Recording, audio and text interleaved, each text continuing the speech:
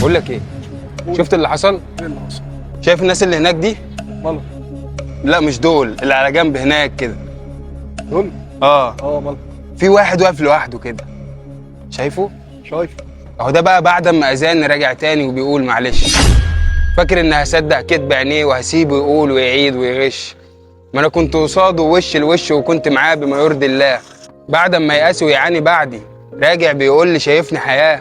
انا اسف ليه واظن ان انا دوري جه علشان اقول له انا اسف معلش. والناس دي كمان بعد اللي انا شفته وصدقته فاكرين هديهم تاني امان. بعد ما كشفت الكل على حقيقته الكل رجع بيقول ندمان.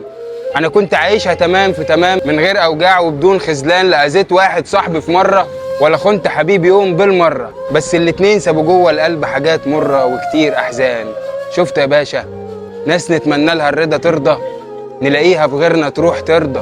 سبحان الله في الدنيا في ناس بتسيب الغالي وتروح لرخيص وبتقبل بيه وعادي بترضى. وانا مش زعلان، انا بس شاغلني سؤال ومحيرني. ليه كل ما اشوط الكوره عشان اجيب جون القى الحكام بيقولوا عارضه؟ شفت يا باشا؟ شفت يا باشا؟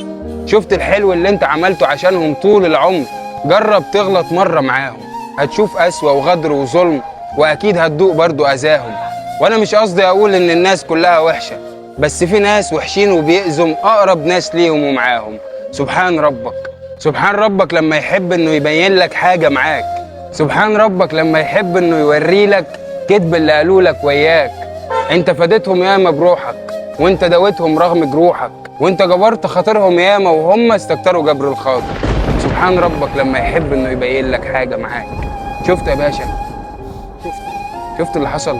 شفت؟ والله العظيم يعني مش عارف. والله العظيم ولا ما عقلش.